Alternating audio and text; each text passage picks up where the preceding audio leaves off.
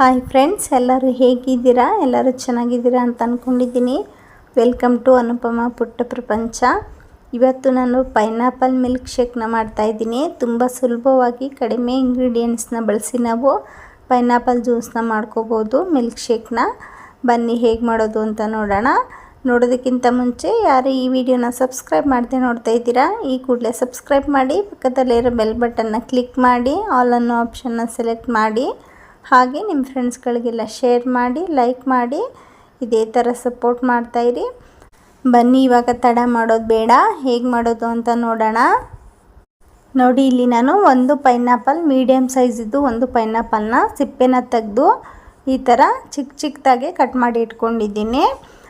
ನೀವು ಗ್ರೈಂಡ್ ಮಾಡ್ಕೊಳ್ಳೋದಕ್ಕೆ ಚಿಕ್ಕದಾಗೆ ಕಟ್ ಮಾಡಿ ಇಟ್ಕೊಳ್ಳಿ. ಹಾಗೆ ಇಲ್ಲಿ ನಾನು ಸ್ವೀಟಿಗೆ ಕಲ್ಸಕ್ರೆನ ತೊಗೊಂಡಿದ್ದೀನಿ, ನೀವು ಸಕ್ಕರೆನ ಸುಧಾ ತೊಗೋಬೋದು. ಹಾಗೆ ಇಲ್ಲಿ ನಾನು 3/4 ಗ್ಲಾಸಷ್ಟು ಮಿಲ್ಕನ್ನು ತೊಗೊಂಡಿದ್ದೀನಿ. ನೀವು ಮಿಲ್ಕ್ ಜಾಸ್ತಿ ಇಷ್ಟಪಡಲ್ಲ ಅನ್ನೋದಾದರೆ ಅರ್ಧ ಗ್ಲಾಸನ್ನು ತೊಗೊಳ್ಳಿ, ಸಾಕಾಗುತ್ತೆ. ನಾನು 3/4 ಗ್ಲಾಸಷ್ಟು ತೊಗೊಂಡಿದ್ದೀನಿ. ಈಗ ನಾನು ಒಂದು ಮಿಕ್ಸರ್ ಜಾರ್ನ ತೊಗೊಂಡು ಮೀಡಿಯಮ್ ಸೈಜದು, ಅದಕ್ಕೆ ಪೈನಾಪಲ್, ಕಟ್ ಮಾಡಿರೋ ಪೈನಾಪಲ್ಲು ಹಾಗೆ ಕಲ್ಸಕ್ರೆನ ಹಾಕೋತಾ ಇದ್ದೀನಿ. ಕಲ್ಸಕ್ರೆನ ಸ್ವಲ್ಪ ಹಾಕೋತಾ ಇದ್ದೀನಿ. ಸ್ವೀಟ್ನ ನೋಡಿಕೊಂಡು ನಾನು ರುಬ್ಬಿದ ಮೇಲೆ ಸ್ವೀಟನ್ನ ನೋಡಿಕೊಂಡು ಬೇಕು ಅನಿಸಿದ್ರೆ ಹಾಕೋತೀನಿ, ಇಲ್ಲಾಂದರೆ ಹಾಕ್ಕೊಳ್ಳಲ್ಲ. ಈಗ ನಾನು ತೊಗೊಂಡಿರೋ ಹಾಲನ್ನು, ಫುಲ್ ಹಾಲನ್ನು ಹಾಕೋತಾ ಇದ್ದೀನಿ. ನಿಮಗೆ ಅದೇ ಆವಾಗಲೇ ಹೇಳ್ದಾಗೆ ಜಾಸ್ತಿ ಹಾಲು ಇಷ್ಟ ಇಲ್ಲ ಅನ್ನೋದಾದರೆ ನೀವು ಅರ್ಧ ಗ್ಲಾಸಷ್ಟು ಹಾಕ್ಕೊಂಡು ನುಣ್ಣಗೆ ಪೇಸ್ಟ್ ಮಾಡ್ಕೊಳ್ಳಿ. ನೋಡಿ, ನಾನು ಫುಲ್ಲು ಗ್ರೈಂಡ್ ಮಾಡಿಕೊಂಡು ನುಣ್ಣಗೆ ಗ್ರೈಂಡ್ ಆಗಬೇಕು, ಅಲ್ಲಿವರೆಗೂ ನೀವು ಗ್ರೈಂಡ್ ಮಾಡ್ಕೊಳ್ಳಿ.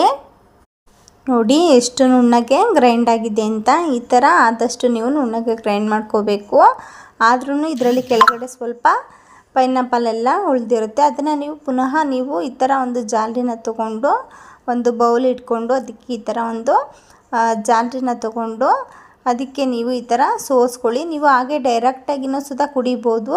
ನಿಮಗೆ ಸ್ವಲ್ಪ ಸಿಪ್ಪೆ ಥರ, ಪೈನಾಪಲ್ಲು ಸ್ವಲ್ಪ ಸಿಪ್ಪೆ ಥರ ಇರುತ್ತಲ್ಲ, ಆ ಥರ ನೀವೇನಾದರೂ ನಾರೆಲ್ಲ ಸಿಗುತ್ತೆ, ಆ ಥರ ಸಿಕ್ಕಿದ್ರೆ ಇಷ್ಟ ಇಲ್ಲ ಅನ್ನೋದಾದರೆ ನೀವು ಈ ಥರ ಸೋಸ್ಕೊಳ್ಳಿ. ಇಲ್ಲಾಂದರೆ ಡೈರೆಕ್ಟಾಗಿ ಹಾಗೆ ನೀವು ಕುಡಿಬೋದು. ನಾನಿಲ್ಲಿ ಸೋಸ್ಕೊತಾ ಇದ್ದೀನಿ. ನೋಡಿ, ಲಾಸ್ಟಲ್ಲಿ ಸ್ವಲ್ಪ ಪೈನಾಪಲ್ಲೆಲ್ಲ ಹಾಗೆ ಇದೆ, ಗ್ರೈಂಡ್ ಆಗಿಲ್ಲ. ಅದನ್ನು ನೀವು ಪುನಃ ಬೇಕಾದ್ರೆ ಮಿಕ್ಸರ್ ಜಾರ್ಗೆ ಹಾಕ್ಕೊಂಡು ಗ್ರೈಂಡ್ ಮಾಡ್ಕೋಬೋದು. ನಾನು ಅಷ್ಟೇ ಪುನಃ ಇದನ್ನು ಗ್ರೈಂಡ್ ಮಾಡ್ಕೋತೀನಿ.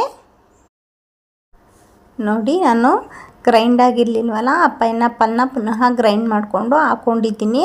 ಸ್ವಲ್ಪ ನೀರನ್ನು ಹಾಕ್ಕೊಂಡು ನಾನು ಗ್ರೈಂಡ್ ಮಾಡ್ಕೊಂಡಿದ್ದೀನಿ. ಒಂದು ಅರ್ಧ ಟೀ ಗ್ಲಾಸಷ್ಟು ನೀರನ್ನು ಹಾಕ್ಕೊಂಡು ಗ್ರೈಂಡ್ ಮಾಡ್ಕೊಂಡಿದ್ದೀನಿ.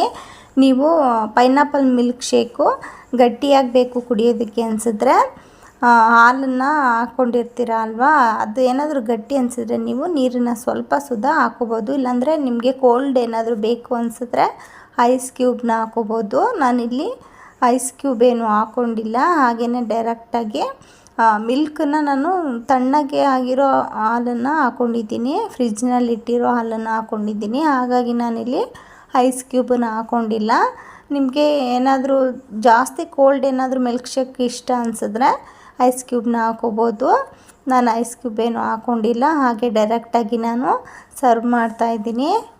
ಯಾರಿಗೆಲ್ಲ ಪೈನಾಪಲ್ನ ಡೈರೆಕ್ಟಾಗಿ ತಿನ್ನೋದಕ್ಕೆ ಇಷ್ಟ ಆಗಲ್ಲ ಅನಿಸಿದ್ರೆ ನೀವು ಈ ಥರ ಮಿಲ್ಕ್ ಶೇಕ್ನ ಮಾಡ್ಕೋಬೋದು, ತುಂಬ ರುಚಿಯಾಗಿರುತ್ತೆ.